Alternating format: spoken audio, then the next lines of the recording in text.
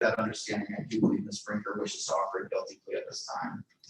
All right, thank you, Mr. Oberholzer. Is that the way you want to proceed today, ma'am? Yes.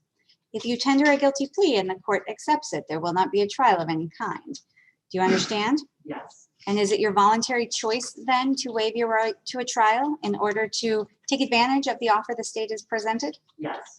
And did anyone threaten you or make you any promises above and beyond what was stated in the plea bargain to get you to enter this guilty plea? No.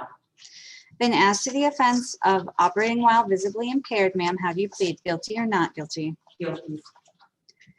All right, before the court accepts your guilty plea, I have to have your attorney ask you some questions to determine a factual basis, and so I'll have him inquire of you now. Thank you very much, Your Honor. Ms. Brinker, back on May 21st, 2020, were you operating a vehicle within the city of Kentwood, Kent County, Michigan? Yes. And on that date, around that location within the city of Kentwood, were you operating that vehicle in an area which was open to the public or generally accessible to the public? Yes. And prior to operating the vehicle on May 21st, 2020, had you introduced or ingested any sort of drugs into your system? Yes, I did.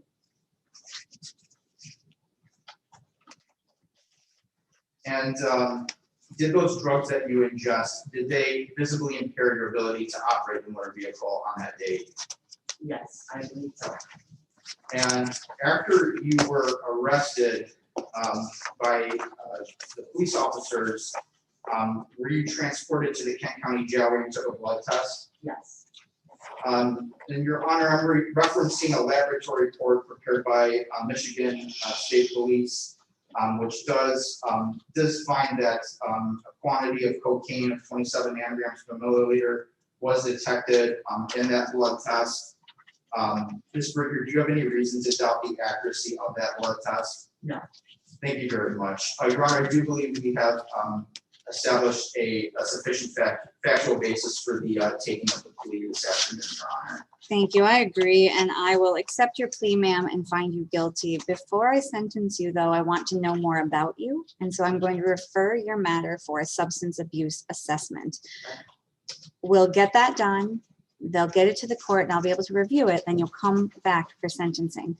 And so all of the conditions of your bond are continued. For today, I will have you stop out at the counter to get the information on how to set up your substance abuse assessment and when to return for sentencing. Is there anything further on this matter, Mr. Oberholzer? No, nothing further this time, Your Honor. Thank you. Thank you. Ms. Brinker, we'll see you back here, and it'll probably be 4 to 6 weeks or so. Okay. Okay. Thank you, Your Honor. All right. Thank you very much. Thank you. Thank you.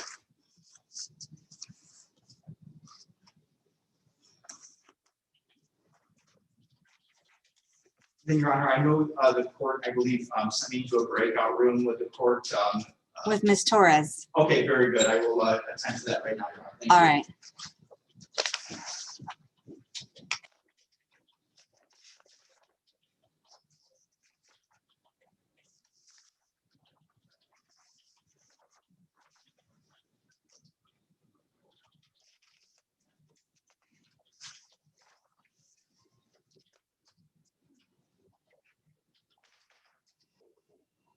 All right, Mr. McGowan, are you present?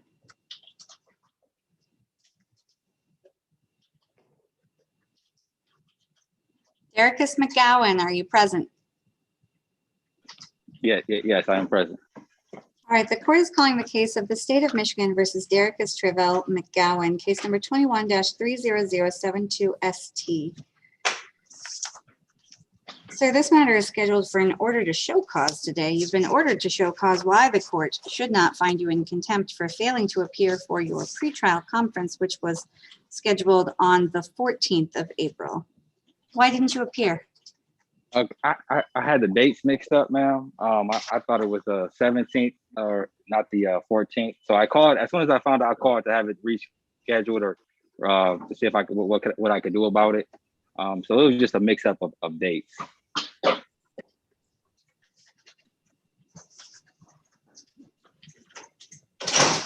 Well, that is why we ordered you to show cause instead of issuing a bench warrant. Yes. Sir,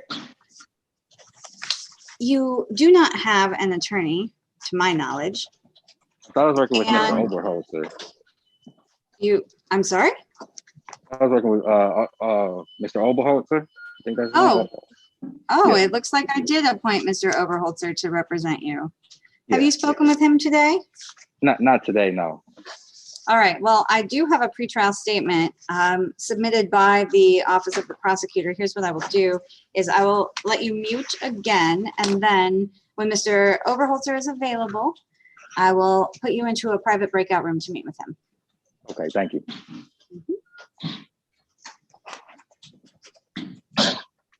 What is your name, ma'am? She's here as an interpreter for somebody Oh, that has not shown up yet. which defendant? Oh, Miat? No, okay, scheduled for sentencing. All right, we don't have him here yet.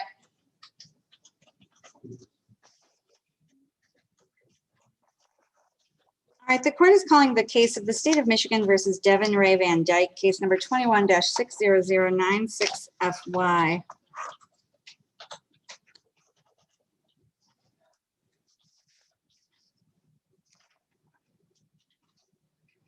Mr. Van Dyke was originally scheduled to appear before this court on April 13th at 1 o'clock for arraignment. He did not appear on that date, and the court subsequently ordered him to show cause why he should not be held in contempt for failure to appear. He was scheduled to come back on April 20th, and it's been brought to my attention that he did not appear on that date, and we have not yet entered a warrant. Mr. Van Dyke has not made contact with the court, has not appeared, and so a bench warrant will enter.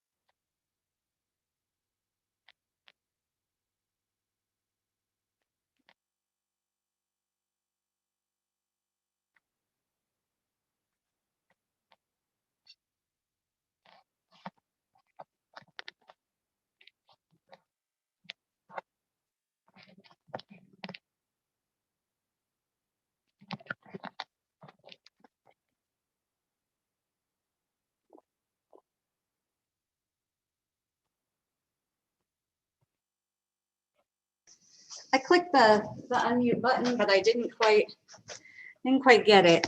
The court is calling the case of the state of Michigan versus Selena Marie Torres, case number 21-30138 SD. Mr. Oberholzer, this matter was set for a pretrial conference this afternoon. I have not received an offer from the state. Okay, Your Honor, I did just let Ms. Curtis know that we would be entering a plea on this, so possible that a PTC form is headed to the court right now. But I can inform the court that Ms. Torres was charged with an operating while intoxicated high blood alcohol content, Your Honor. The offer I did discuss with Ms. Curtis is as follows. If Ms. Torres were to plead guilty to an operating while intoxicated first offense, a reduction, the state would have no objection to a dismissal of the operating while intoxicated high blood alcohol content, the more serious offense. And I do believe Ms. Torres wishes to offer a guilty plea with regard to that offer, Your Honor. All right, are you Selena Torres? Yes, And ma'am, did you discuss that bargain with your attorney? yes, Operating while intoxicated first offense carries with it a jail sentence of up to 93 days, whereas the high BAC charge originally charged in this matter carries with it a sentence of up to 180 days. And so this is in fact a reduction along with some lessening of the Secretary of State penalties. If you tender a guilty plea today and the court accepts your plea, there will not be a trial of any kind, and you would forever waive your right to have a trial on the original high BAC charge. Do you understand? yes, And is it your voluntary choice then to waive your rights, including your right to a trial, in order to take advantage of the bargain being extended by the state? yes, Did anyone threaten you or make you any promises above and beyond what is contained within the plea bargain to get you to enter a guilty plea? no, All right, ma'am. As to the offense of operating while intoxicated, first offense, how do you plead? guilty. All right, before I can accept your guilty plea, I have to have a factual basis established, and so I'll have your attorney ask you some questions. Thank you very much, Your Honor. Ms. Torres, back on April 2nd, 2021, were you located within the city of Kentwood, Kent County, Michigan? Yes, And on that date, at that location within the city of Kentwood, Kent County, Michigan, were you operating a vehicle in a place generally accessible to the general public? yes, And prior to operating the vehicle on that date, had you consumed any alcohol? yes, And after consuming that alcohol, did that alcohol materially or substantially impair your ability to operate the motor vehicle on that date? yeah, And after you were arrested and taken to the Kent County Police Department, did you take a breathalyzer test at the Sheriff's Department? Yes. Were the results of that data master test or breathalyzer 0.18 and 0.17, Ms. Torres? Yes. And do you have any reason to doubt the accuracy of the 0.18 and 0.17 results? No. Okay, very good, Ms. Torres. Your Honor, I do believe we have established a sufficient factual basis for the purposes of taking a plea here, Your Honor. I agree, Mr. Overholzer. I will accept your guilty plea, Ms. Torres, but before I sentence you, I want to know more about you. And so I'm going to refer you to a substance abuse evaluation and assessment. They'll make a recommendation to the court and give me more insight on you and your relationship to alcohol, and you'll come back for sentencing in about 4 to 6 weeks. I'm actually going to move you into a breakout room now with a clerk who should be able to assist you in providing the information on how to get your substance abuse assessment and when to come back for sentencing. All of the terms of your bond are continued, ma'am, okay? Okay. All right. Thank you, Your Honor. Thank you, Mr. Overholzer. I have Mr. McGowan who is here and has been waiting to speak with you. He was in order to show cause today. I do have a pretrial conference statement that was provided by Ms. Curtis. Apparently, Mr. McGowan got his dates mixed up. Have you spoken with Ms. Curtis about this matter? I have, Your Honor. We did discuss sort of an updated offer at this point. My understanding is that Mr. McGowan, I believe he has tickets that are outstanding out of this court right now. My understanding is. Here's what I'm going to do. I just actually gave him a breakout room invitation. Do you want to discuss it with him and then come back and apprise the court? Absolutely. Sounds good, Your Honor. Thank you. All right. Thank you.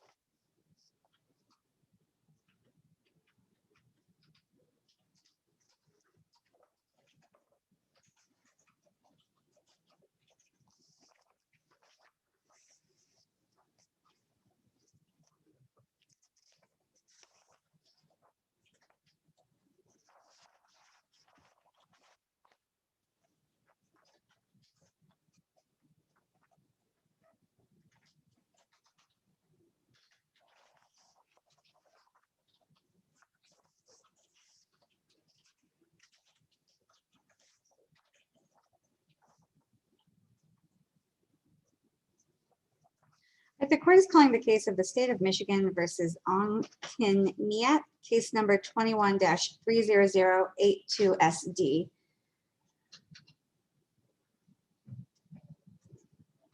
Mr. Miat appears to be present in the courtroom, and we do have an interpreter for the language of Karen.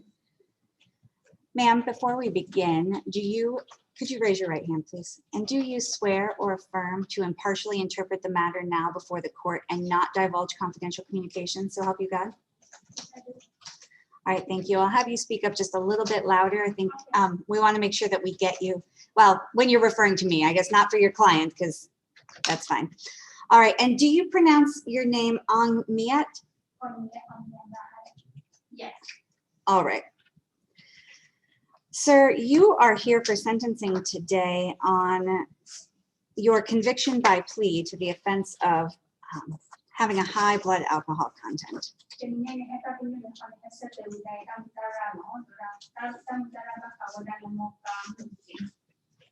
That is a misdemeanor. It is punishable by up to 180 days in jail.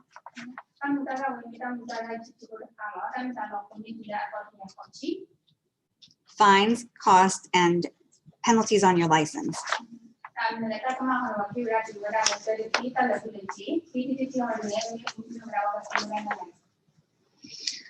I was provided with a substance abuse assessment.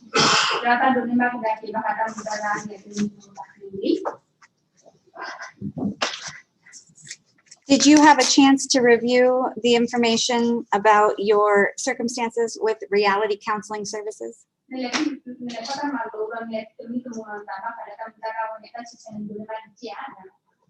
Yes. Have you reviewed this report? Yes. All right, sir. Do you believe that this report is for the most part accurate?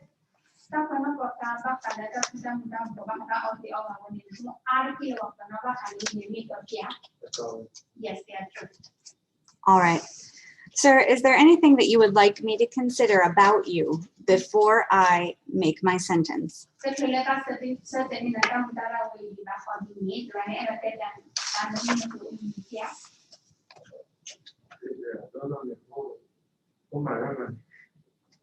No, I don't have anything to explain about me.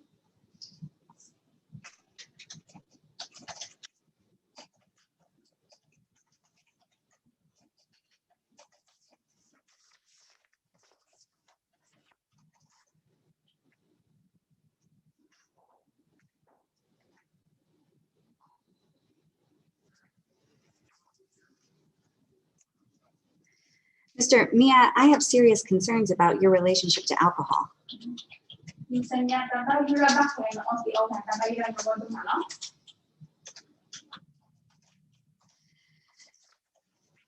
The allegations in this case are that there was an accident that resulted from your drinking and driving.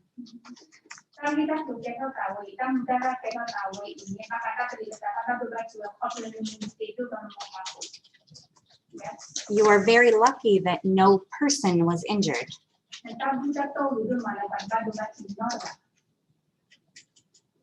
Sir, do you speak any English?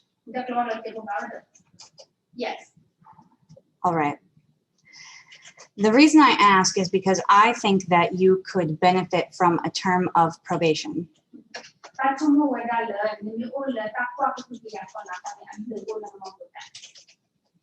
One of the goals in creating a sentence for someone is rehabilitation.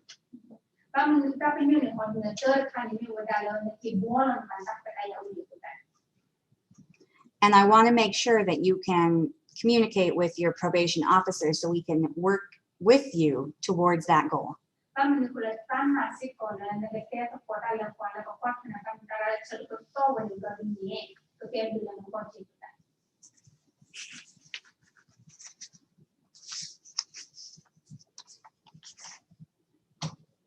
I want to see you attending a 12-step program on a regular basis.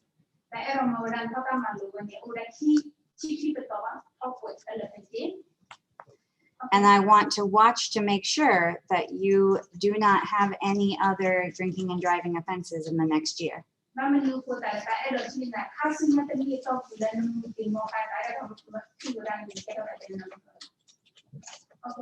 I am placing you on probation with this court for a period of 12 months.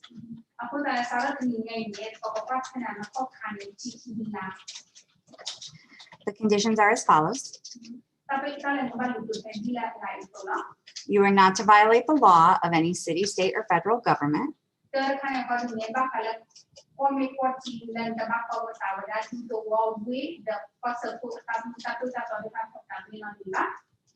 You are not to leave the state of Michigan without the court's permission.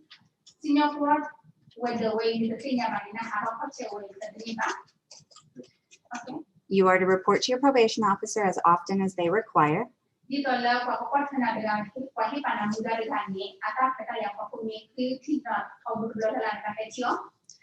And you are to notify your probation officer if you change your address or employment.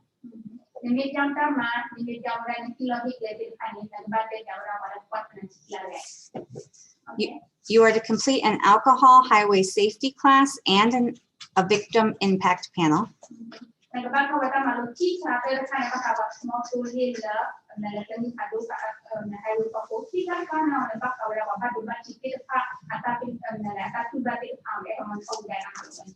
You can do that at the same place you had your substance abuse assessment.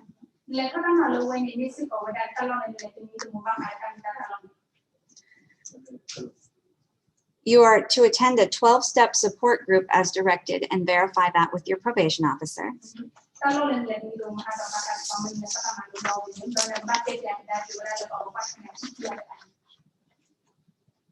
You are to submit to alcohol and drug testing, which will require a fee that you must pay.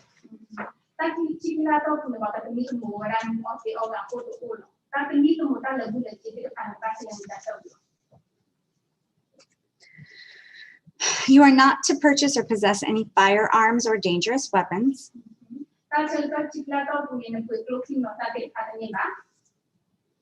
You are to maintain employment and verify that with your probation officer.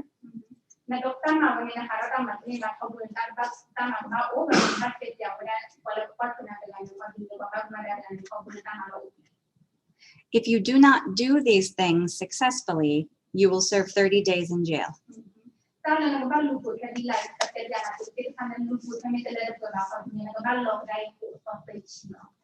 If you complete these terms successfully and pay your fines and costs, you will not go to jail.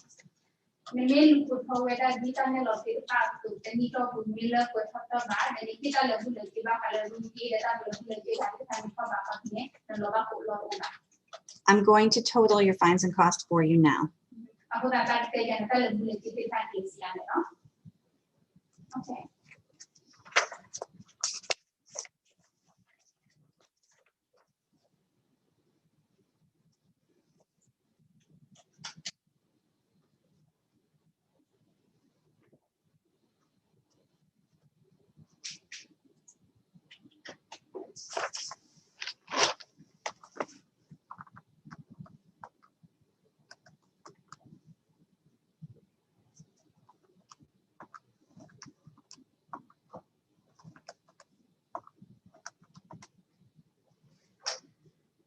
Fines and costs total $1,335.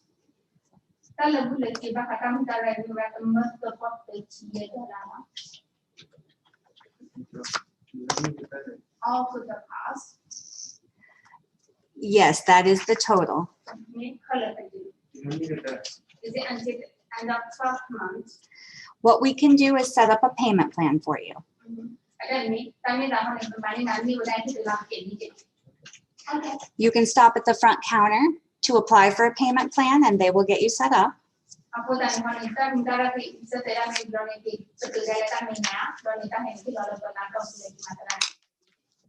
I'm also going to have you visit the probation department, which is the office on the other side of the clerk's area.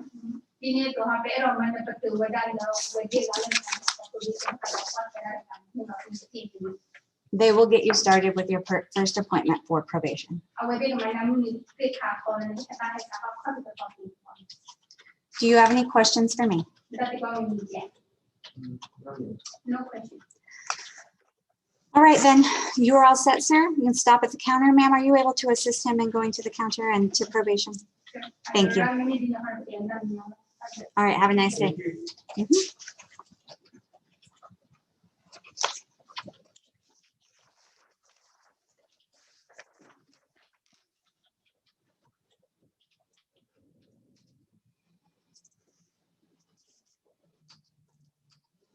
The court is calling the case of the state of Michigan versus Peggy Ann Christman, case number 19-60143FY. Yes, Ms. Christman.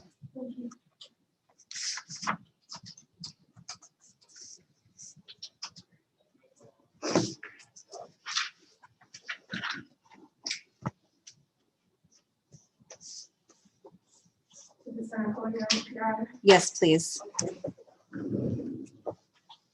Michelle. Yes. All right, ma'am, I'm Judge Sterkenburg. You are, you're fine. You're here for arraignment today, which is your opportunity to hear the charges being brought against you and your rights as they relate to the charge. The state of Michigan alleges that on or around May 30th of the year 2019, in the city of Kentwood, County of Kent, you committed the offense of unlawful use of a motor vehicle. That is what we call a high court misdemeanor. It is punishable by up to 2 years in custody and a fine of $1,500, as well as Secretary of State penalties. Do you understand the charge and the maximum penalties? I do.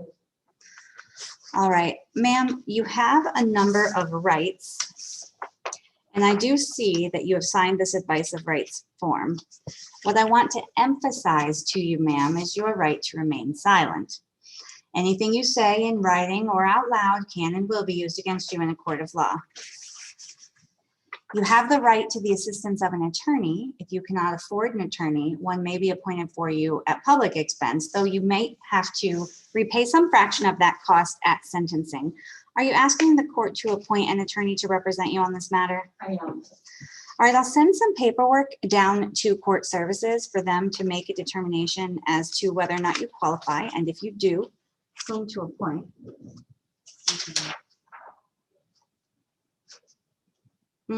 All right, you'll have to actually step over to the side when you're finished, or sit down at one of the tables, that's fine. And we'll have you fill out this application. I don't already have it, so we'll need to, when you're done, we're not quite done, but when you are, then I'll have the bailiff give you this paperwork and you can fill it out. Ma'am, we're gonna schedule you for 2 appointments with the court. The first is a probable cause conference. It's set on May 10th at 2 o'clock in the afternoon. The second is a preliminary examination. It's at May 17th at 3 o'clock in the afternoon, and we will give you those notices so you have the dates and times before you leave today. Okay. The purpose of these hearings is for the government to prove that there's probable cause to believe that the crime charged was committed and probable cause to believe that you are the individual who committed it. Ma'am, this is a serious offense, and so I am going to enter a not guilty plea for you today. Thank you. The last thing I have to address is the matter of bail. Bail is set based on a number of different factors, including risk of flight, risk to public safety, the severity of the offense, and any criminal record you might have, including failures to appear. I'm going to take a look at the file and see what information we might have on you.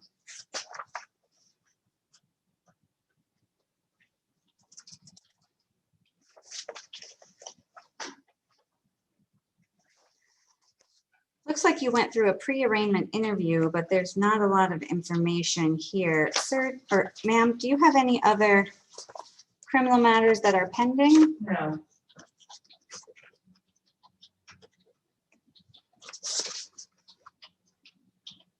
Yeah, and it looks like you have little to nothing by way of a criminal record. And although it is a little dated, I'm not sure what the delay was. You have turned yourself in voluntarily to resolve this matter. And so I am going to set full bail at $2,000. Your bond is personal recognizance, which means you don't have to pay any money. I appreciate that. Thank you. But you do have to abide by a certain number of conditions. They are as follows. You are not to leave the state of Michigan without the court's permission. You are to show up on time for all court appearances. You are to keep the court notified of your address. Ma'am, is that the 8053 Misty View Drive? Correct. All right, I'm going to update that in our file.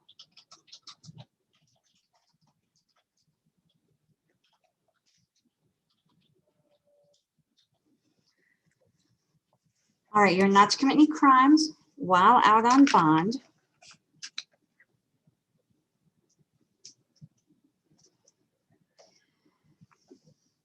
Except through an attorney, you are to have no contact with Sharon Thompson.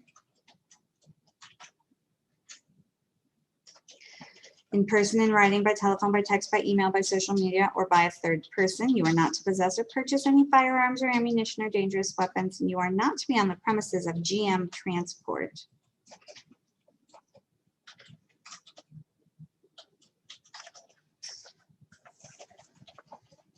All right.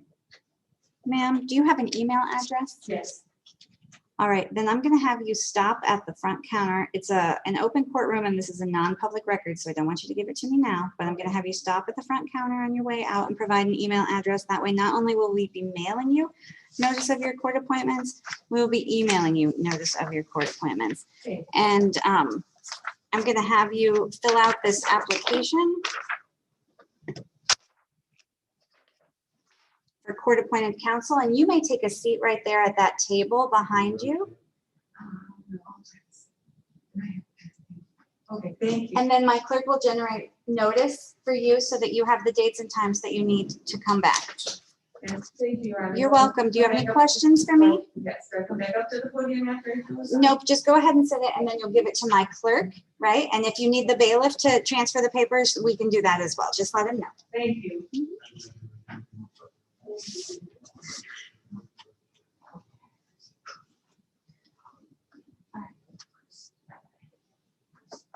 What else do we have ready to go? I don't have anything else, Your Honor. I don't have any emails or offers. I don't have any dropouts. So What matter are you here on? Is Star Mansfield now? Do I have Star Mansfield present? Right there? All right.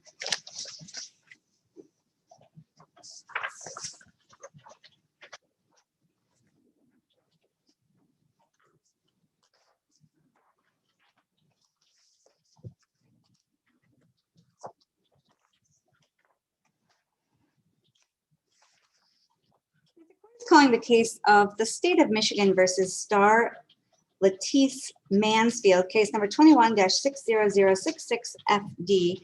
Counsel, your appearance for the record? Mark Hunting on behalf of Ms. Mansfield. And you are Star Mansfield? All right, good afternoon, ma'am.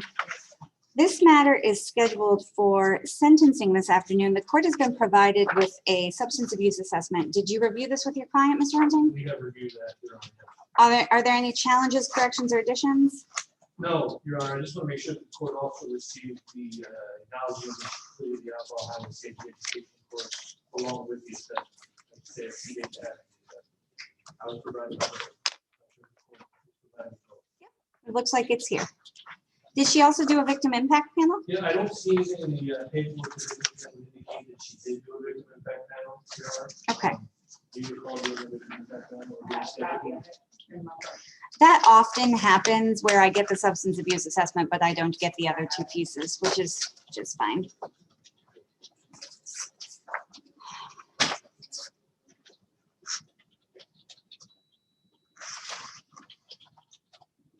Was there an accident in this matter, Mr. Hunting?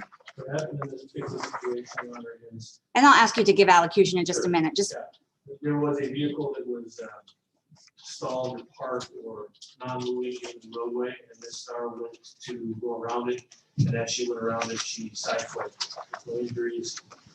That car was not moving, her car was moving. So the strict technical sense, yes, there was an accident because of the property damage, but it wasn't because of poor driving or injuries or anything. okay, thank you. I'll hear your allocution. Thank you, Your Honor. Blood alcohol level here is 0.10. But for the side swipe and at least the initial assertion that there was some sort of disturbance between Ms. Mansfield and the police officers, I am virtually certain that this case would have been reduced down to an impaired driving. We're not complaining about that considering we're avoiding a 2-year high court misdemeanor in exchange for this offer. But from a straight drunk driving perspective, it's relatively low blood alcohol level. So what I think is most important is the assessment indicates that she was nothing but enthusiastic, honest, engaged, acknowledged what she did. She really invested herself in the process, not only alcohol and safety course, but also the assessment process. Not all clients do, not all individuals do, but Ms. Mansfield has. And she has taken it very much to heart. She's been very proactive. She received the information to contact New Life Counseling in order to get the assessment on the 10th of March. By the 15th of March, she was in there having this assessment done. She frankly, I'm not sure that you are aware of this, but I know your staff is, she frankly was the one that reminded me that today was the day of sentencing because I had overlooked it. So frankly, without Ms. Mansfield, I wouldn't be standing here today. I do appreciate everybody kind of waiting on me to get here, and I apologize for giving anybody more stress than needed today. Be that as it may, she has virtually no criminal history aside from MDOP back in 2019. I don't even know the fact circumstances are that, but it was not alcohol or drug related. So, Your Honor, if the court thinks she would benefit from probation, I guess I understand it. She's done victim impact panel, as you know, and I don't know that she's going to get any more on probation than what she got from the alcohol highway safety course and the victim impact statement. But if the court does want to impose probation, I would think a very short period of time just to make sure that she doesn't have any problems. I advised her the consequences of a second offense drunk driving and the impact that that's going to have on her. Her driving privileges were suspended already for the first 30 days. As a matter of fact, she's eligible to drive as of yesterday on her restricted license. She didn't want to take that chance, so she got a ride here today. I'll explain to her that she's good to go, at least on those restrictions. So I think she really gets the picture here, Your Honor, and I personally hope, I hope she doesn't take this personally, I hope I never meet her again, and I suspect that you think the same. Yes, I do. And I tell people that on occasion. I hope they don't get offended. I'm usually a pretty nice person, but ma'am, is there anything else that you would like me to take into consideration before I impose sentence? Just that I'm not going to work and see where I'm from, so I do want to take care of my plan and everything else. Okay, and we can address a payment plan if that is necessary. The reason I asked about the accident was because I reviewed your substance abuse assessment, and I was on the fence about really where we needed to go in this matter, ma'am, because what I see here is very mild use, not that, you know, a circumstance where you sideswipe a wrecker on the side of the road and have a blood alcohol content over 0.08 is acceptable, but it could have been far worse, as your attorney alludes to. And the law presumes that for a first alcohol-related offense like this, if there is no accident, the appropriate sentence is one of fines, costs, and community service. As under the new legislation that became effective April 1st, if there is a property damage or personal injury accident that is involved, then the presumption is rebutted. Other facts can rebut it as well. And so I wondered as to whether or not there were rehabilitative goals that we could achieve with you, ma'am. And if we should, if that would be appropriate, because this court believes in rehabilitative strategies, believes in probation as a tool, but I also believe in not doing things for the sake of doing them. We want them to be, we want our sentences to be effective. We want to give you tools that you need, and we want to see you succeed in life. You did do the things that you were supposed to do. I'll have you provide a copy of your victim impact panel if you have that as well. But ma'am, I am going to sentence you in this case to community service and fines and costs. I don't know that there are any necessary rehabilitative goals that we would meet by sentencing you to a minimal term of probation. Not at this time. As Mr. Hunting said, I probably don't want to see you again, but the sad reality is that 1 in 3 drunk driving offenders come back. They do. I hope that you will not be one of those, ma'am.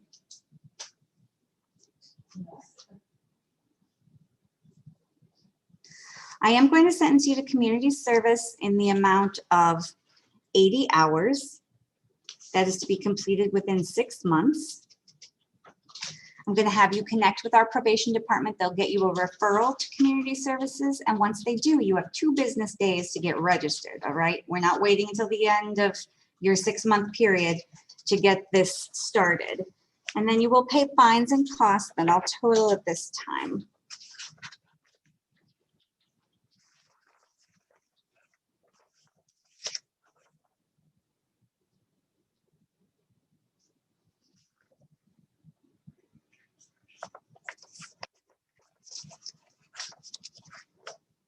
For what it's worth, Your Honor, I wasn't appointed on this initially as a result of the felony charge.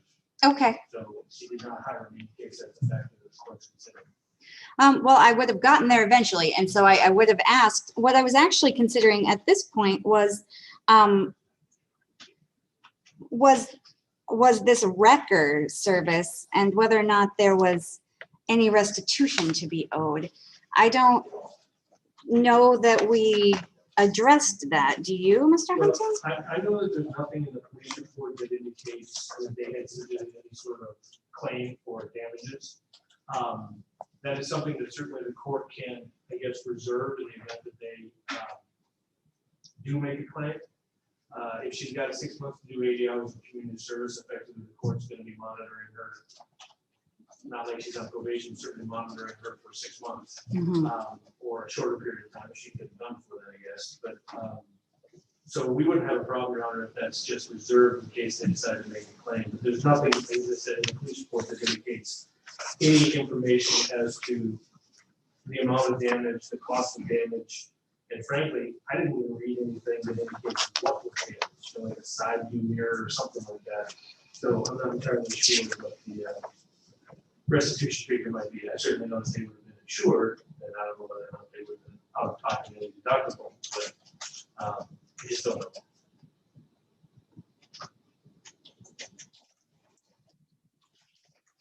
All right, well, we will leave restitution to be determined, and what will happen is I'll instruct our probation department to send a letter to the victims in this matter. If they respond, then we can set restitution for a hearing. Otherwise, it will be held in abeyance, and once you are finished, ma'am, you will be finished. So, totaling fines and cost.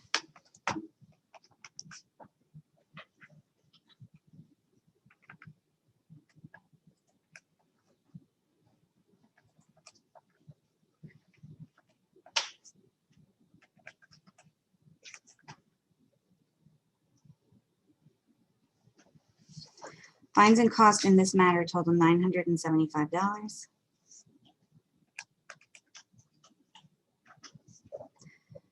I'll have you stop at the counter, ma'am, so you can make a payment arrangement plan, all right, so that you can get this taken care of. I'll also have you stop at probation so that you can get started on your community service. That is the final order of the court. You have 21 days to appeal it to the circuit court if you disagree. If you need the assistance of an attorney to help you with that appeal, you must make application within 14 days, and we are all set. One last question, Your Honor. Yes. With respect to the copy of the victim's impact panel, Is she able to provide that to my clerk right now, and we can just make a copy?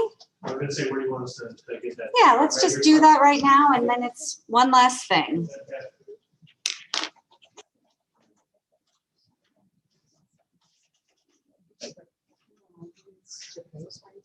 Thanks, Judge. Thank you. Have a nice afternoon. Good luck, Ms. Mansfield. I'd like to off the record with my, I do have a suit, and I am wearing a suit.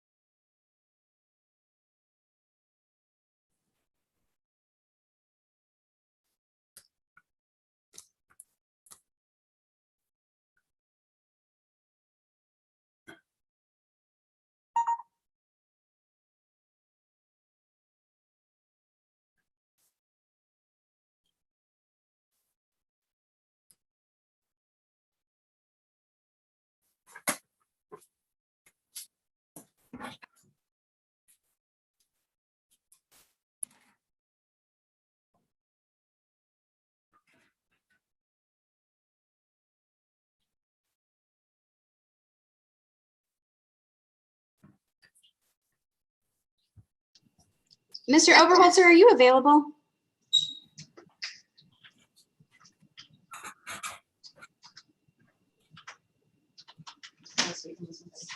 All right, I'm going to send him a chat to come back to court and address the matter of Mr. McGowan and any other outstanding matters. I have a number of defendants appearing on my screen. If you are not represented by an attorney, could you raise your hand, please? Mr. O'Connor.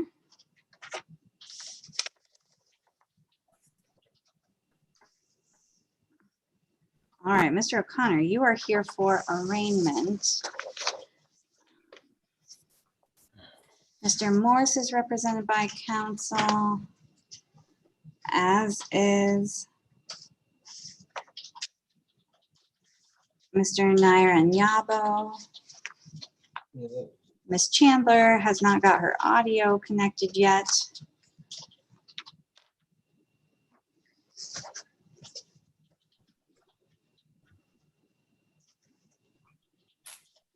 Mr. Beauchamp is represented by Ms. Holtz.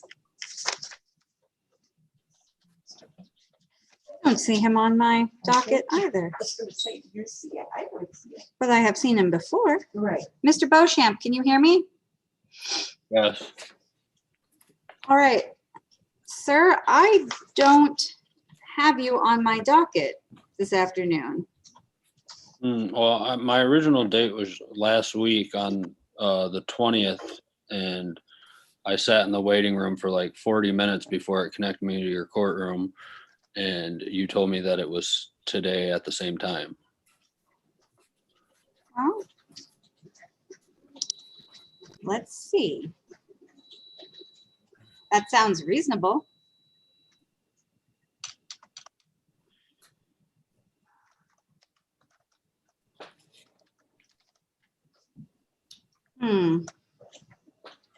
It looks like, sir, we did send out an order to show cause because of the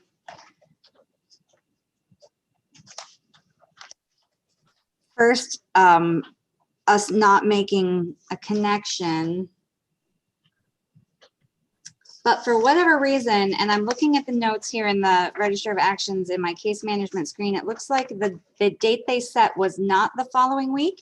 And I'm wondering if that was maybe because it's been a heavy docket, but they actually set it for next week, Tuesday, which is May 4th. Okay, I have that paper in front of me too. I didn't know if that was for the same thing because you had told me that I had to be there. Yeah, I'm today. sure that was it. But my clerk probably looked at the docket and said, we can't have another case on that day. We don't have the room for it. So they set it for May 5th. And that's what your attorney would have received as well. So we will see you and Ms. Holtz back next week. Okay, all right, thank you. Yep, you may go. Thanks. All right, Ms. Chandler, I see you struggling to connect to audio. So here's what I'm going to do. I am going to remove you from the meeting back out completely and have you reconnect. And when you reconnect, oh wait, maybe we got you. I think you'll have to unmute, but I think you're finally connected. You'll have to hit on the bottom right-hand side of your screen, there's a microphone.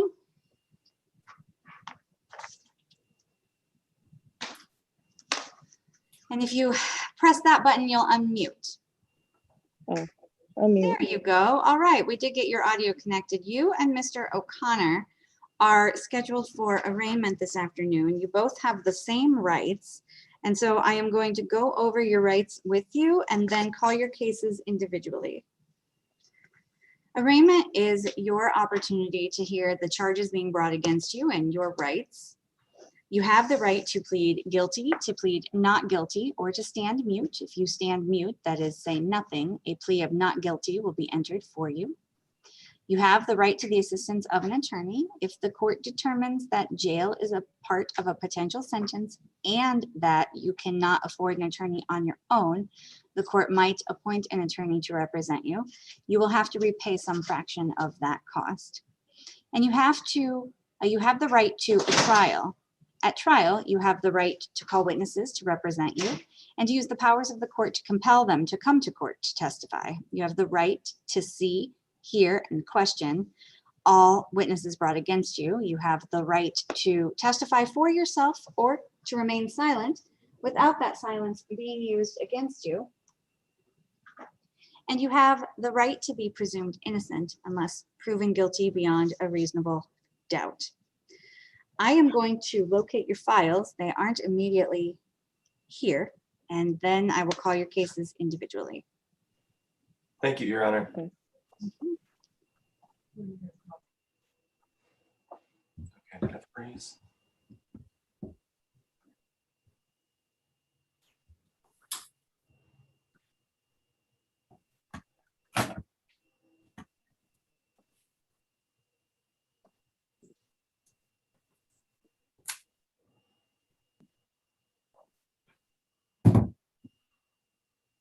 All right, the court is calling the case of the city of Kentwood versus Kendra Chandler, case number 19-505340T. Ms. Chandler, the city of Kentwood alleges that on or around July 13th of 2019 in the city of Kentwood, county of Kent, you operated a vehicle while your driver's license was suspended, revoked, or denied.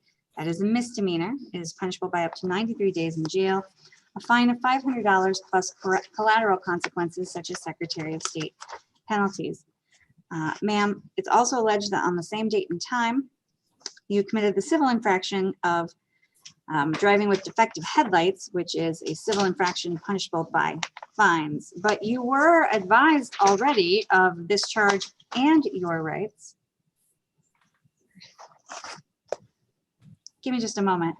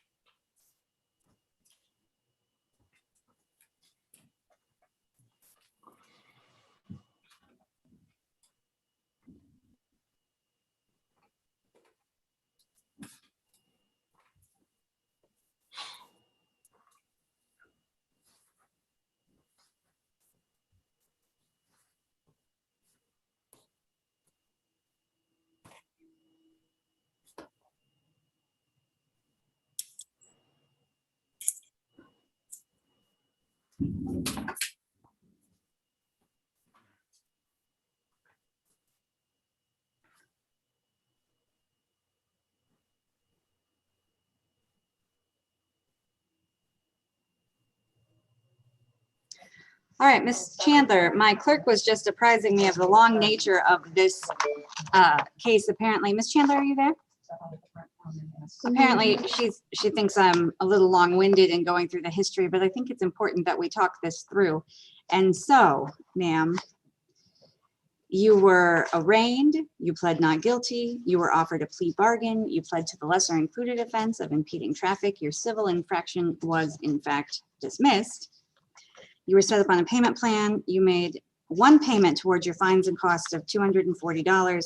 And now with late fees and having failed to pay, you owe us $308. You were ordered to show cause on your fines and costs, which is we asked you to come in to get this taken care of. And when you didn't appear for that order to show cause, a warrant was entered for your arrest, and that was an amount of $4,000, 10%. Did you pay that, or did you use a bonding company? I use a bonding company. All right. We don't have any record of that at this time. Ma'am,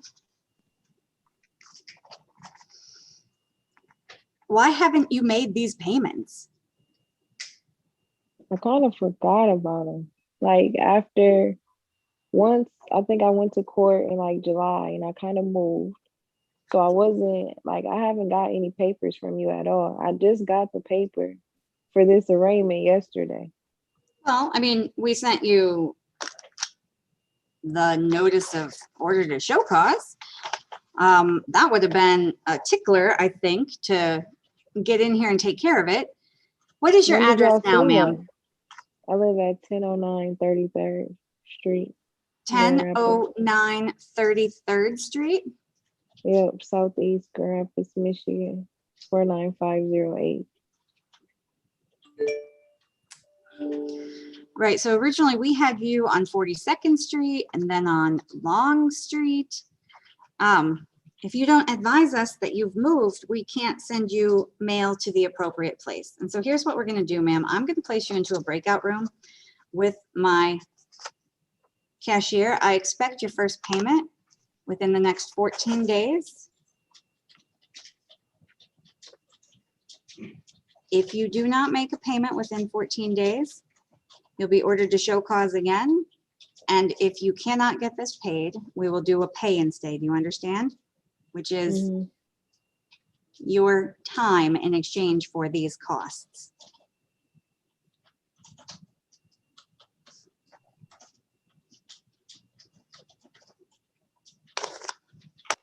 All right, I'm moving you into a breakout room now.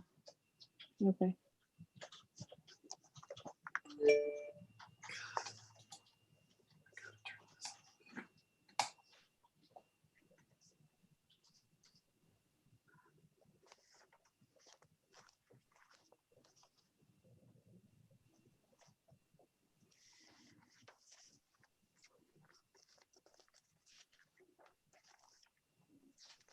All right, the court is calling the case of the state of Michigan versus Michael Ross O'Connor, case number 20-30372 SM. Mr. O'Connor, you're not going to give me the same sort of situation, are you here? No, Let's ma'am. look at your file. No, ma'am, right. of course not. The state of Michigan alleges that on or around November 27th of 2020 in the city of Kentwood, County of Kent, you committed the offense of embezzlement by an agent or trustee in the amount of $200 or more, but less than $1,000, a misdemeanor punishable by 1 year in jail, fines of up to $2,000, and court costs. There is a second count here of the same, and that is embezzlement by an agent or trustee, $200 to $1,000. Again, a misdemeanor punishable by up to 1 year in jail and a fine of $2,000. Do you understand the charges and the maximum penalties, sir? Yes, Your Honor.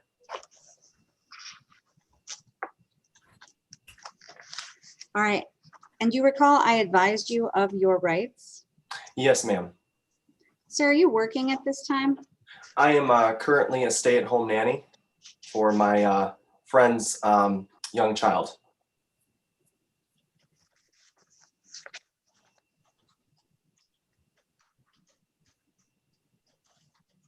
Do you have any other criminal record? Yes, they were. Oh, let's see here. Yes, I do. But they were for petty theft in the 3rd degree. And I had one most recent one that was for, I'm sorry, my brain today, for assault and battery. All right, sir, are you asking the court to appoint an attorney to represent you on this matter? No, ma'am, I will appoint my own. All right. And as to the offense, count 1, embezzlement, how do you plead? Not guilty. And as to the offense, count 2, embezzlement, how do you plead? Not guilty. All right, sir, we will enter a not guilty plea for you on both counts. We will set you up with an appointment with our state prosecutor for you to discuss how this case is going to proceed. If you hire private counsel, have them contact the court to get the date and time. We will send it to you in the mail. Is your address 4456 Sundrop Drive? I would like to give you a new address, if possible. This will be my direct link to my house. Okay, what is it? It is 3950 Whispering Way, all one word, Drive, Southeast, apartment number 22. And that's 49506 area code. Is that the city of Kentwood? Yes, ma'am. All right, we can update your address for you. We'll send you out the date and time and instructions on how to meet with the state prosecutor. The last thing the court is going to address is the matter of bail. Bail is set based on a number of different factors, sir, including risk of flight, risk to public safety, and your criminal record, including any failures to appear. Okay. You turned yourself while you're here appearing on your own recognizance, sir, and so I will set one bond of $500 personal recognizance. Thank you, Your Honor. You're welcome. When you are on pretrial release, you must show up on time for all court appointments. You must keep us notified of your address. You may not leave the state of Michigan without the court's permission. Understood, Your Honor. You must not be on the premises of 2880 East Paris. That's the Burger King. Yes, ma'am.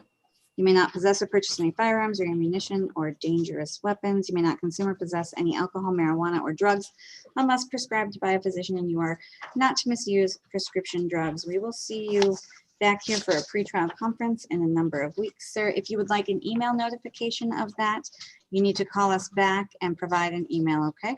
Yes, Your Honor. Thank you very much for your time. You're welcome. You're all set, sir. Thank you. Thank you. All right, Mr. Overholzer, I have Mr. McGowan, Mr. Morse, and Mr. Nairangabo on the screen. Are you ready to proceed on any of the individuals who are on Zoom? Yes, Your Honor, I am ready to address Mr. McGowan. I do have, so I'm ready to go on that, as Your Honor. And then for Mr. Morse, I believe we're ready to proceed as well. I do need a brief moment to talk with Mr. Morse, but should be ready to proceed. All right, and who do you have with you in the courtroom? Mr. Hervendentwari. Does Mr. Hervendentwari need an interpreter? He does, Your Honor. Not sure where the interpreter went, but. Oh, what we have? Let's see.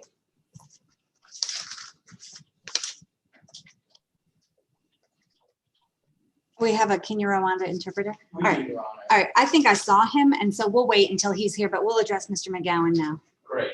Mr. McGowan, I know you've been waiting patiently. Are you there, sir? Yes, I'm here. All right, are you able to turn on your camera? Oh, give me a second here. My camera is on. How do I? Oh, okay. Sorry, I'm at work. That's fine. The court is calling the case of the state of Michigan versus Derrickis McGowan, case number 21-30072ST. This matter was scheduled for a pretrial conference this afternoon. You are Derrickis McGowan appearing on Zoom? Yes. All right, and Mr. McGowan appears with his attorney, Kurt Overholzer. The court has been provided with a pretrial conference statement that indicates that the state will offer. Will you tell me what this says, Mr.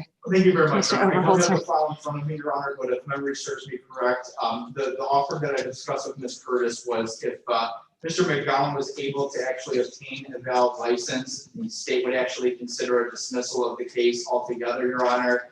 Otherwise, if he's not able to obtain his license, the state, I believe, was offering a charge of allowing reduced from the driving license suspended, revoked, or denied, and I believe the civil infraction would be dismissed as well. I have communicated that offer to Mr. McGowan, Your Honor. I understand that this case has been set. I believe this is at least the second pretrial conference. However, I would note that at the first pretrial conference, Peter Chanuse met with Mr. McGowan after I was appointed, and I never actually had a chance to meet with Mr. McGowan. So that first pretrial conference really, we weren't able to touch base, Mr. McGowan and myself. So I do believe this would be the second pretrial conference, Your Honor. I did discuss, Mr. McGowan does owe the court, this court, I believe, Your Honor, fines for outstanding tickets. Mr. McGowan had indicated to me that he did, I think, pay some of that off Mr. McGowan in the last pretrial conference. But furthermore, Your Honor, Mr. McGowan indicated to me that if the court were to give us one more opportunity and set this matter out for one more pretrial conference, that would give him the time inability to get all the tickets paid off, and I would like to see him potentially do that. So we are asking respectfully for the court to possibly set this matter on for one more pretrial conference. Again, Mr. McGowan indicated he would be able to get those outstanding tickets paid off if the court did allow him some more additional time. Mr. McGowan is of the belief that if the court were to give him at least a month here, he should be able to get those paid off, Your Honor. Well, Mr. McGowan, I'm of the opinion that it is practically impossible to be a functional adult or parent without a valid license. And so I am vested in seeing you be a legal driver. So we will set this on for an additional pretrial conference. We'll send notice to your attorney who will get you that date and time. Thank you for your patience this afternoon. You may go. All right, thank you. Thank you. All right, and then Mr. Overholzer, you want to chat with Mr. Morse? Correct, Your Honor. All right, Mr. Morse, watch your screen. I'm going to place you into a breakout room with your attorney for a minute. Okay. Thank you. You're welcome. Mhm.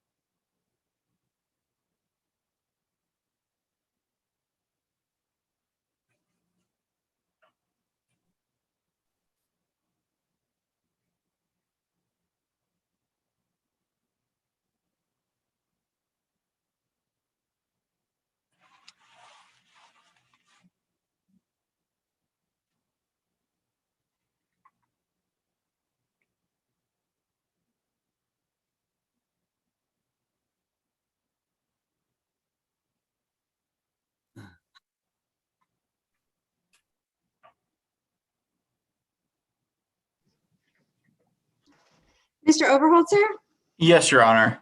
couple of things. I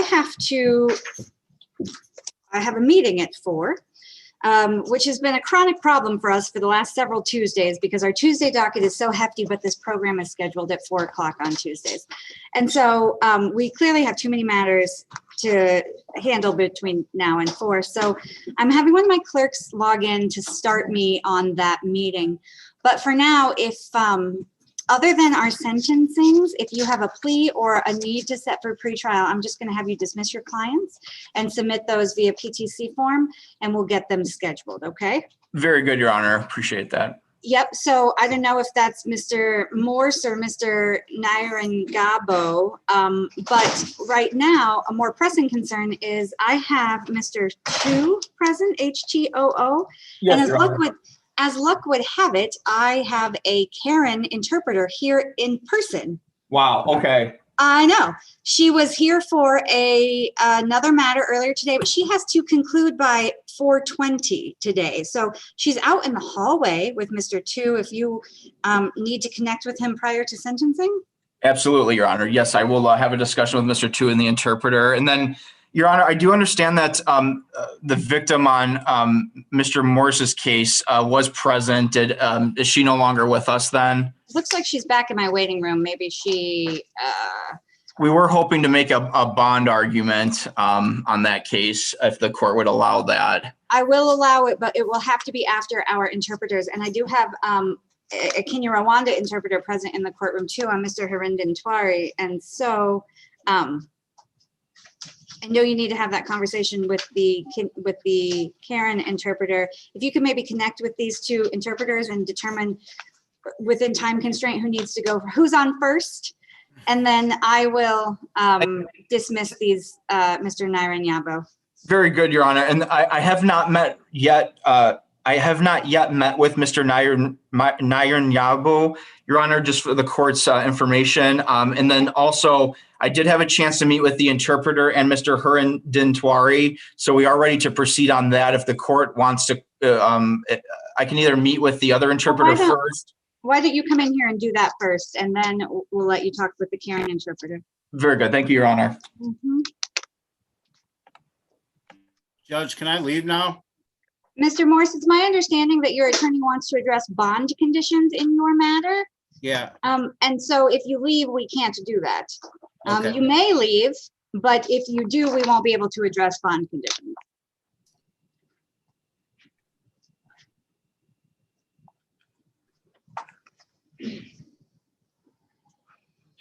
If Sherry Morse comes back into the waiting room, make sure she gets into the meeting. She left. What? I said if she comes back. Yeah. The court is calling the case of the state of Michigan versus Kamali Harinden Twari, case number 20-30370 SD. You can come up to the lectern, please. All right. Are you Kamali Harinden Twari? All right. And Mr. Harinden Twari has a Kenya Rwanda interpreter here today. Can you raise your right hand, sir? And do you swear or affirm to tell the truth, the whole truth, and nothing but, I'm so sorry, that's the wrong oath. Sir, do you swear or affirm that you will impartially interpret the matter now before the court and not divulge confidential communications, so help you God? Yes, I do. Thank you. And Mr. Harinden Twari appears with his attorney, Mr. Kurt Overholzer. This matter is scheduled for sentencing this afternoon.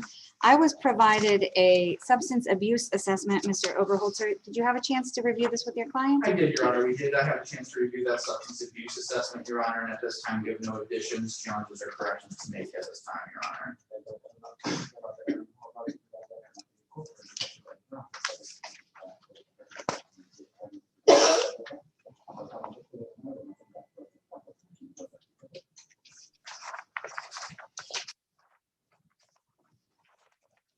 All right, Mr. Overholzer, I'll hear your comments as they relate to your client's sentence. Thank you very much, Your Honor. Your Honor, my client is here. He's given some responsibility for this incident. He has, since this incident, remained sober, Your Honor. He has not had a drink since the date of this incident.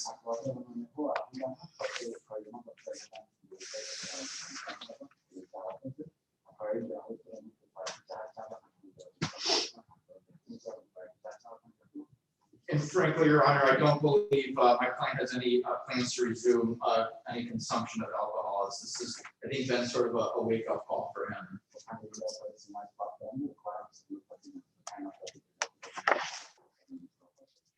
He currently lives with his aunt, Your Honor. He's also working at Oliver's Inspection, where he works 40 hours per week, even more on some weeks.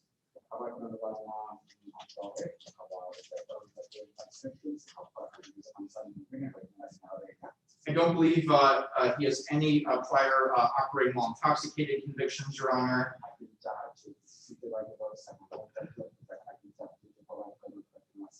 And so we would just ask the court to take all that into consideration in determining an appropriate sentence for Mr.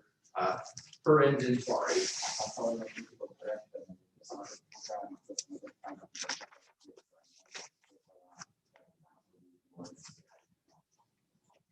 Sir, is there anything that you would like me to consider before I sentence you?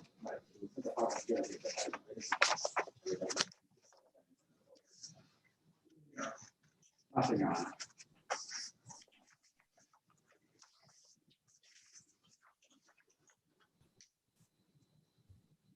But they suspend me my license 1 month, so this is last day. I think it's yesterday, I think, was take to 26, so it's done. Okay, thank you.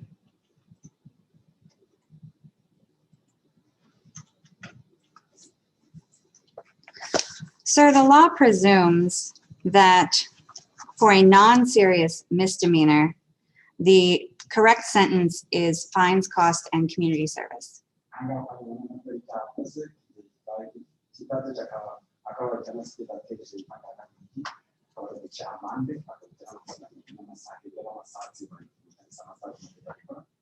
I disagree with the law's characterization that drunk driving is not serious.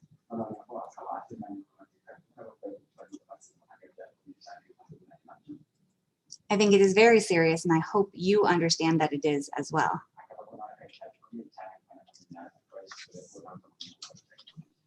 No. I did review your substance abuse assessment, and it indicates some mild alcohol dependence.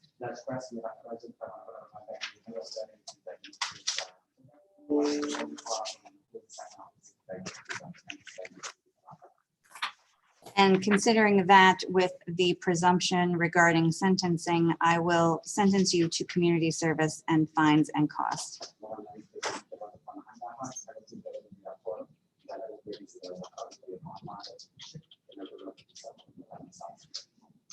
You will have to complete 80 hours of community service work within the next 6 months.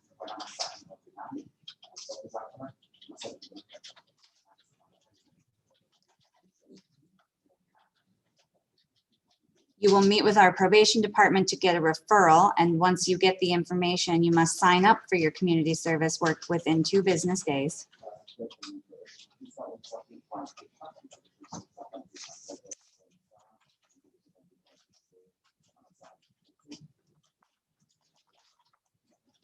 And you are to pay fines and costs, which total $1,025.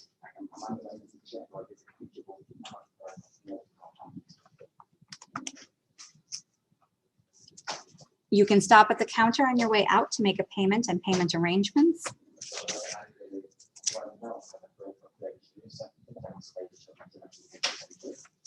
That is the final sentence of the court. If you disagree, you may appeal it to the circuit court within 21 days.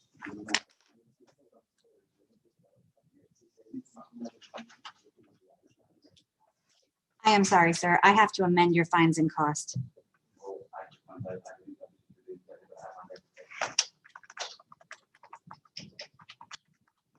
Fines and cost I added wrong. They are $1,175.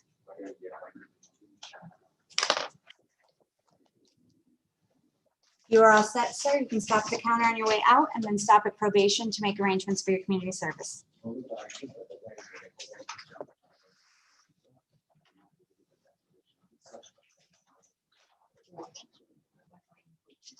Can you, Rwanda? Thank you, Your Honor. Sir, do you have any questions for me? About the probation. What is your question? About those 80 hours. Right, 80 hours community service work. You are not on probation.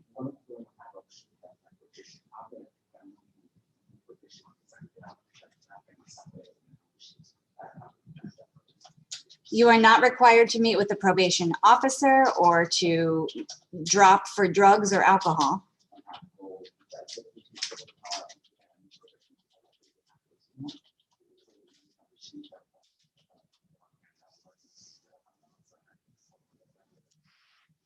But you must complete community service.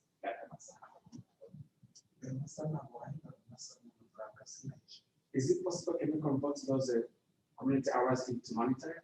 Into money? No, I'm afraid not.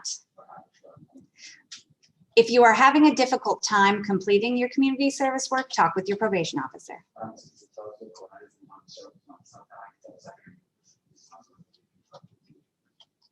All right, you may go. Thank you, Your Honor. Thank you.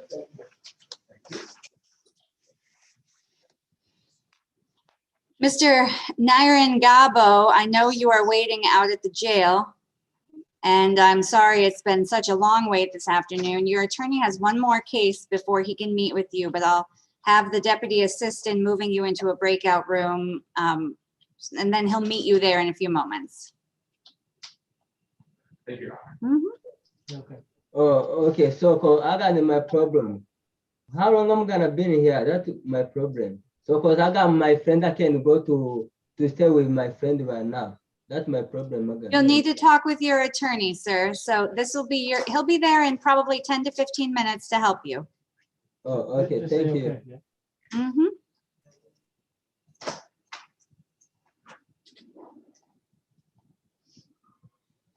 So who are we doing now? 2, HTOO.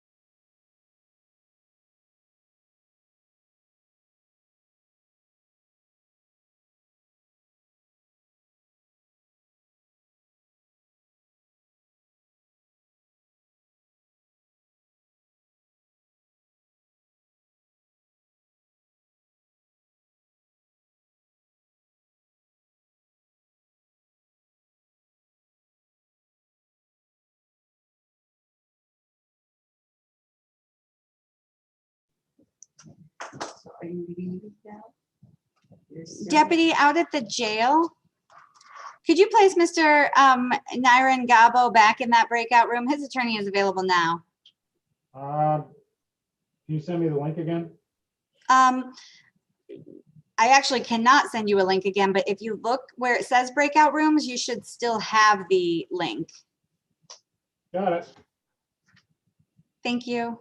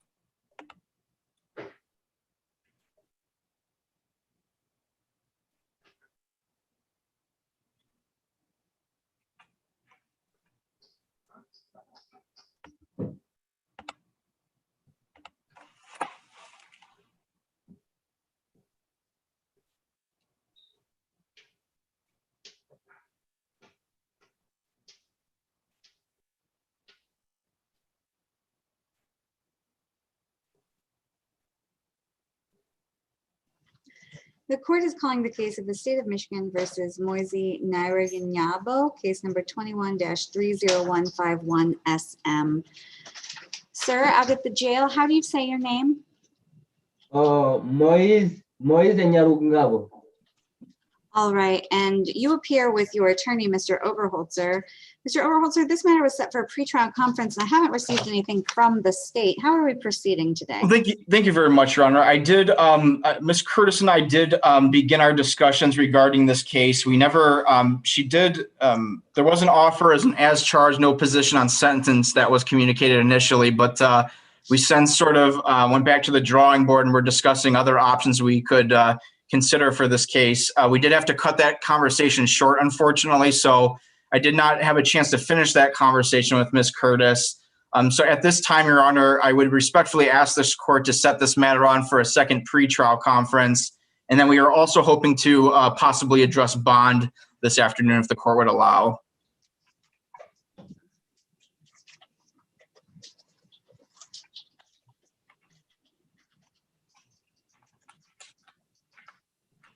Did you tell Ms. Curtis that you would be addressing bond? Yes, I did, Your Honor. Because she's not here to offer her position. I was hoping she would be. She did indicate that she would be available to do so. Well, if you can connect with her. Very then good, Your Honor. Perhaps we can get her here.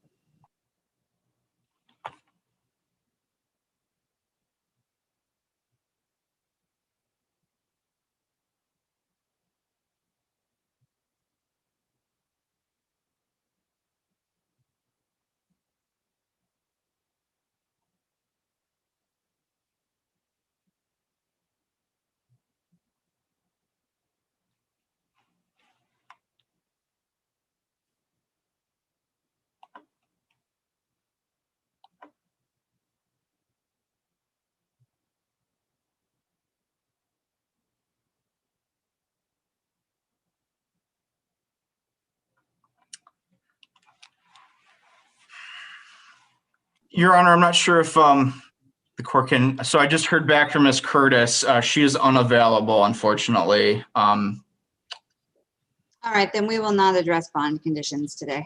Okay, thank you very much, Your Honor. I suppose at this time we would just request that this matter be set on for a second pretrial conference in light of that. All right, and that is what we will do. Great, thank you, Your Honor.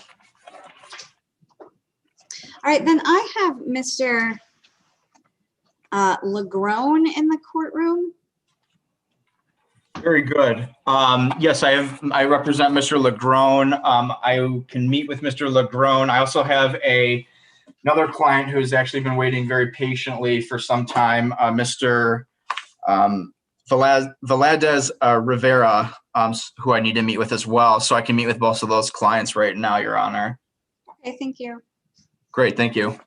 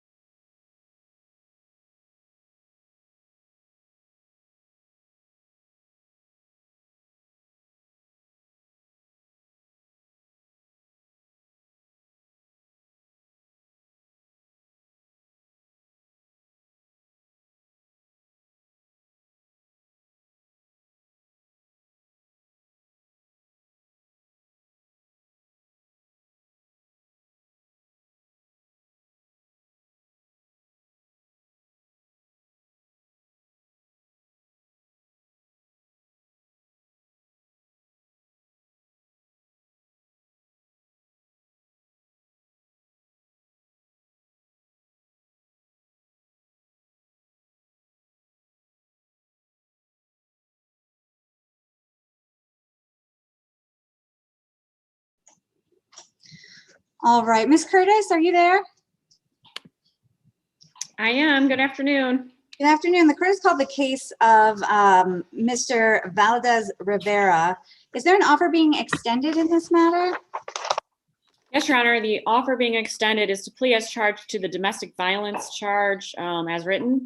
In exchange for that, there's no objection to 4A. We have specifically spoken to the victim in this case and gotten their consent. And we did send over an amended pretrial sheet to reflect that change in the offer. And I sent it over to Mr. Oberholzer as well. All right. One thing I would note for you in the future on these afternoons, Ms. Curtis, is it is really helpful if, in addition to whoever you are emailing, you copy me on it, because then I have it and I didn't have to wait for somebody to bring it to me, so I can proceed. Is that the offer that you discussed with your client, Mr. Oberholzer? It is your offer. We did discuss that offer, and I believe at this time, Mr. Valdez Rivera wishes to enter a guilty plea with regard to that offer, Your Honor. More specifically, we also discussed trial rights. I believe my client understands that if he is to offer a guilty plea with regard to this offer, that he will be forever giving up and waiving all of his trial rights, understanding that with a guilty plea, we won't be able to go to trial. And with that knowledge, I do believe my client does wish to offer a guilty plea, Your Honor. Sir, is that the way you want to proceed today? If you tender a plea today and the court accepts it and finds you guilty, there will not be a trial of any kind. Do you understand? And is it your voluntary choice then to waive your right to a trial in order to take advantage of the offer being extended by the state? And that is specifically no objection to sentencing under MCL 769-4A, a diversion statute. All right, did anyone threaten you or make you any promises above and beyond what is contained in the plea bargain in order to get you to plead guilty? All right, then as to the offense of domestic violence, how do you plead? All right, before I can accept your guilty plea, I have to establish a factual basis for it, and so I'll have your attorney ask you some questions. Thank you very much, Your Honor. Mr. Valdez Rivera, back on March 23rd, 2021, were you located within the city of Kentwood, Kent County, Michigan? Thank you. And on that date, at that location within the city of Kentwood, were you involved in a dating relationship with a Victoria Gomez? And on that date, at that location, did you have some sort of offensive contact between you against Ms. Gomez, which was against her will and without her consent? Thank you very much. Your Honor, I do believe we have established a sufficient factual basis for the purposes of taking a plea here. Thank you, Mr. Oberholzer. I agree, and I will accept your plea, sir. I will find you guilty. But before I sentence you, I need to know more about you and about this incident. And we need to give the victim in this matter the opportunity to communicate with the court. And so I will refer you to a pre-sentence investigation. We'll have you interviewed by our probation department. They will give me a recommendation on what a potential sentence should be. Is your address 52 Batavia Place Northeast? What is your phone number, sir? 616-323-8566. 8566. All right, sir, I'll ask you to stop at the probation window on your way out of court, but it's 5 o'clock and there may not be anyone there. And so in that case, they have their phone number and they will reach out to you to get this scheduled as well as a date for sentencing. Okay. All right. And so for today, you are all set. Anything further on this matter, Mr. No, Oberholzer? nothing further this time, Your Honor. Thank you very much. All right. Thank you. Thank you for taking the time to call the station. Well, I understand that your client has been waiting for quite some time this afternoon, a little bit. And I apologize for that, sir, but thank you for your patience and your courtesy. Thank you very much. All right, have a nice afternoon. Ms. Curtis, are you here for the bond revocation hearing? On that same case? No, on the matter of Mr. Marquis Legrone. I have the file, so I can be here. That's the first step, is having a file. Yes, it is. And I do see it was set for a pretrial and bond violation hearing. So yes, it looks like he failed to appear back in February 16, 21. Yeah. Do you have the report alleging the bond violation? I assume it would be the new charge of fleeing and eluding. that he received on February 17th of 21, because this incident is from January 2 of 2021. So he would have picked up that new fleeing and eluding, I believe, while he was on bond. That could be one reason, but no, I don't. I thought it was a violation of the no contact order, which Oh, I is specifically what it says. Okay, well then you are correct, I guess, and I'm wrong. Well, maybe I'd have you provide me some information on that if you have the report. I can look up the fleeing and eluding report. Is he there? He is here. He's meeting with Kurt right now. Okay, because I know Kurt and I discussed the plea to the DV under 4A. And he said something about dismissing the bond. I said, I can't, the violation. I said, I can't, that's not my call. I don't think so. I can pull up some information on the new case too, if you would like me to, because I have everything on my computer now. So that'd be fantastic. All right, give me one.